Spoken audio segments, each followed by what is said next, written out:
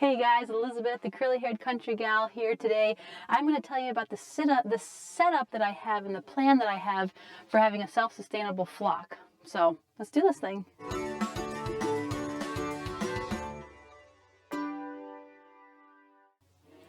Now first, I just wanted to take this opportunity to introduce you to one of our roosters. All of them are curious about what's going on now, and my dog is also curious about why I have the rooster out of the pen. But this is one of our 6-month-old roosters. This is a black Orpington, and he's just so big and so healthy, so happy. So this is our guy. I'm gonna put him back, and then we can keep chatting here. Go on, Junebug. There you go. Good boy. Good boy. So as I've said before, I want to make systems and build systems around here that are low cost, low maintenance, and durable. So the method that I want to use to have a self-sustainable flock, which to me is both, it's not really low maintenance, but it would be low cost, and that is to use the spiral breeding method. So I'm going to talk more about that in a minute, and then there's a graph that I'll show you that kind of breaks it down. But here is my bachelor pad, and I'm going to show you more about that versus where the hens are out in the orchard. My daughter just came out to say hi to the dog.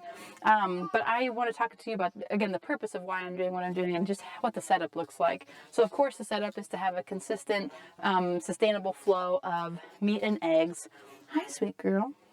And then using the spiral breeding method in particular is to keep the bloodlines clean, which again isn't a huge deal. I mentioned this in the last video about the breed that I chose, which is the black Orpington, and it's not that big of a deal to have the clean bloodlines if you're ordering, obviously if you're ordering chickens every year and not doing a self-sustainable flock.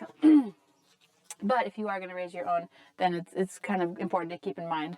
But the overview of the spiral breeding method is that you have 3 different roosters, and each of those roosters will be assigned to different hens, and it's assigned 3 colors. There's 3 colors for 3 clans. It's red and green and blue. And so you have a red hen, or it doesn't have to be the color red, but one rooster that's assigned to the red clan, one rooster assigned to the blue clan, one rooster assigned to the green clan. And so each year, year 1, as I'll show you on the graph, year 1, the red rooster, the rooster in the red clan, will breed with the red hens. The blue will breed with blue, breed with green, etc. And then the next year, to mix things up, to change up the bloodlines, you'll put the rooster in the red clan, you'll move him to the blue clan, and you'll breed him with the blue hens, the hens in the blue clan. And again, it keeps rotating that way, and each rooster rotates.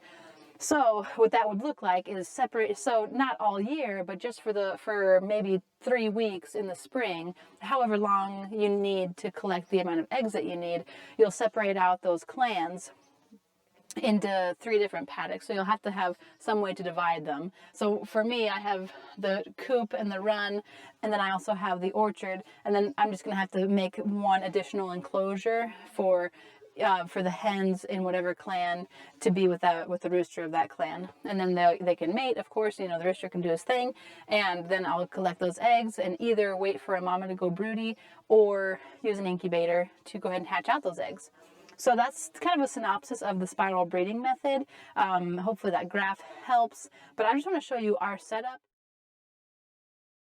I like to talk about things that are working well and things that aren't working so well with the systems. What's working well with this system is it's fairly low maintenance. I have the feeders and the waterers. I don't have to come out here every day, especially for the roosters. Of course, it's always nice to see them. And especially in the winter when the hens aren't laying as much, I don't have to be out here to collect eggs every day. And as far as low cost, I would say it's a little hard to tell because my idea was to use, to do the spiral breeding method. And with that in mind, I know that, and as you've probably read before too, chickens reach their max egg production at about 18 months old. So my idea to maximize production and efficiency with this particular breed is to go ahead and probably for any breed for that matter, is to go ahead and have them on the homestead for 2 years. So they would be born, 6 months later the hens would be laying, or 6 months later those roosters that I don't need will be cold, and put in the freezer. And then, you know, they'll lay eggs for a year, and then we'll go ahead and, or a year and a half, and then we'll cull them at 2 years. And then we'll be raising up the subsequent generations to take over in the meantime, plus enough eggs to hatch out for meat as well. So that's the idea. But the cons were that I'm not sure how low cost it's going to be. That's still a little bit up in the air. I'm going to have videos in the future to log, my dog's digging a hole, to log how much I am spending on feed, because I do have the compost set up. And I do get the food scraps. These guys get some of the food scraps and some of the free, barely expired meat for protein, as well as having a protein, a 16% feed as well. So I need to keep. I'm starting to keep track of how much I'm spending on feed, and time will tell how cost effective it is. We're also fermenting some feed and sprouting some of the grains, some scratch grains, to give them as well, in addition to what they already get. So anyway, with all that being said, let me just show you around a little bit of what we have going on here. So this is the bachelor. This is the bachelor pad. We've got 4 black Orpingtons, well, 3 black and 1 silver Orpington, who's really pretty. Just, you know, wasn't the color that I had hoped, and you can check that out in the last video, some more information about that. But these guys are just nice, and they're beautiful. We've got one with orange eyes over there, and the rest have brown eyes or black eyes. But got some bedding in here for them. They've got this entire run and a coop to themselves, so plenty of room. I went ahead, the orchard where the hens are is right over there. The roosters get along pretty well together. There were a few rough spots there, but I think it was because of a lack of protein in their diet, and they were kind of fighting a lot. But we have, I put this black plastic up just to block their line of sight to the hens. I hoped that would help, and I think it has. So then on the inside of the coop here, we've got an automatic door there too, and my husband installed this window, which is great. And then inside the coop here, it has kind of a funny door. I've never seen a door like this, kind of just a metal door.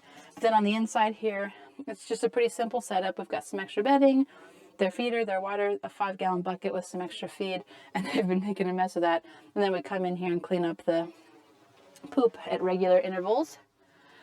And then I've shown you before, but the hens are just across the way here in the orchard. And there's my pretty girls playing. So they are in this Premier 1 fence, which I did a review on, and they're in the Chickshot 2.0, which I also did a review on, with an omelet automatic door opener, which I also did a review on. Check them out. But I have the hens up here. I gave them more room because I expect there to be many more hens and chicks, especially in the summer and spring. Oh, she must have seen a rabbit or something. Good girl. So anyway, they get the benefit of having the compost out here, and a feeder and a water and a 5-gallon bucket with extra feed in it. And then one thing that they have out here as well, which the roosters have in the coop as well, is a dust bath. And that is something I'm going to be working on because it's not a very good setup right now. But that's a setup that we have. The hens out here, no rooster out here for now because the hens had been experiencing a lot of problems with overmating and getting cut a lot. So I only have the hens out here, but they do a good job keeping an eye out for the hawks as well. So they're all happy out there, and that's kind of the system that we have in mind. And there's my beautiful girl.